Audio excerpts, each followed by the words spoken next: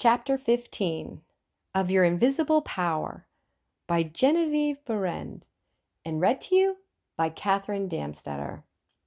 Faith with Works, What It Has Accomplished. It is said of Tyson, the great Australian millionaire, that the suggestion to make the desert land of Australia blossom as the rose came to him from a modest little Australian violet, while he was working as a bushman for something like 3 shillings a day. He used to find these friendly little violets growing in certain places in the woods, and something in the flower touched something akin to itself in the mind of Tyson. He would sit on the side of his bunk at night and wonder how flowers and vegetable life could be given an opportunity to express themselves in the desert land of Australia. No doubt, he realized that it would take a long time to save enough money to put irrigating ditches in the desert lands. But his thought and feeling assured him it could be accomplished, and if it could be done, he could do it. If there was a power within himself which was able to capture the idea, then there must be a responsive power within the idea itself which could bring itself into a practical physical manifestation. He resolutely put aside all questions as to the specific ways and means which would be employed in bringing his desire into physical manifestation, and simply kept his thoughts centered upon the idea of making fences and seeing flowers and grass where none had existed at the time. Since the responsiveness of reproductive creative power is not limited to any local condition of mind, his habitual meditation and mental picture set his ideas free to roam about in an infinitude and attract to themselves other ideas of a kindred nature. Therefore, it was not necessary for Tyson to wait until he had saved from his 3 shillings a day enough money to irrigate the land, to see his ideas and desires fulfilled. For his ideas found other ideas in the financial world which were attuned in sympathy with themselves, and doors of finance were quickly opened. All charitable institutions are maintained upon the principle of the responsiveness of life. If this were not true, then no one would care to give simply because another needed. The law of demand and supply, cause and effect, can never be broken. Ideas attract to themselves kindred ideas.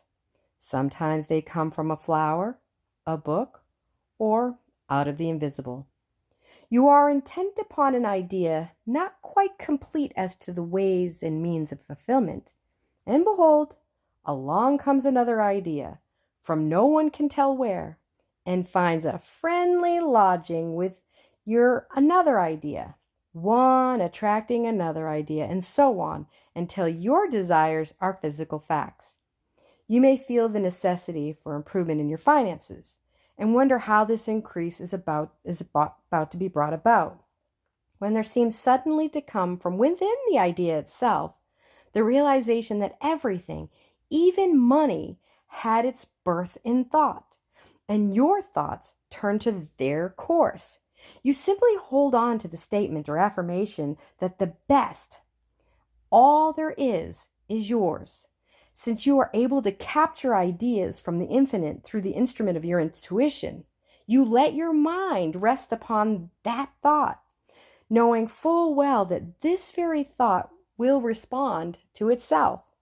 Your inhibition of all doubt and anxiety enables the reassuring ideas to establish themselves and attract to themselves I can and I will ideas, which gradually grow into the physical form of the desire in your mind. In the conscious uses of the universal power to reproduce your desires in physical form, 3 facts should be borne in mind.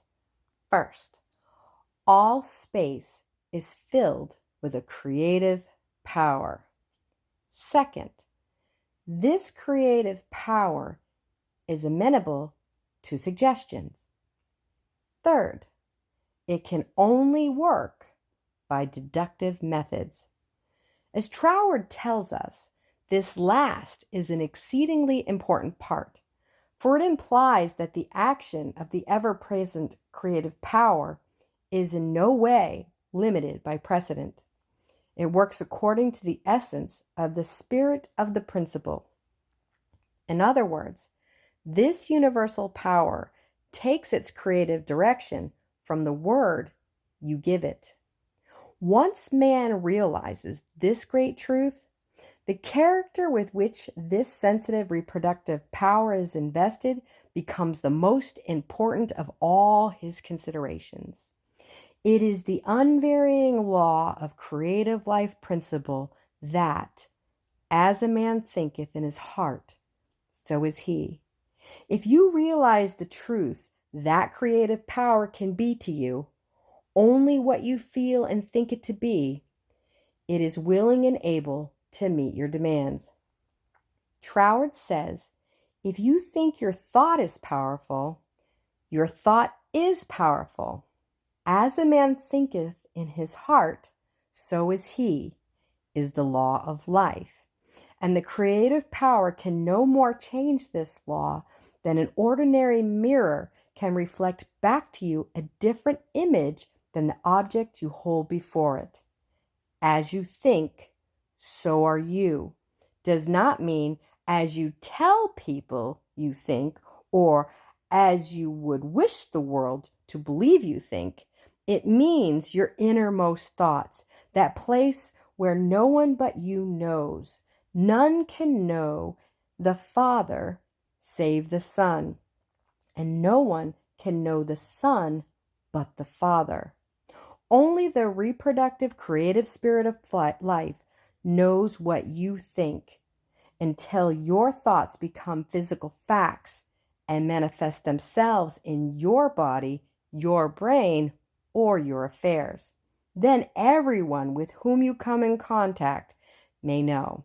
Because the Father, the intelligent creative energy, which heareth in secret your most secret thoughts, rewards you openly, reproduces your thoughts in physical form. As you think, that is what you become, should be kept in the background of your mind constantly. This is watching and praying without ceasing. And when you are not feeling quite up to par physically, pray.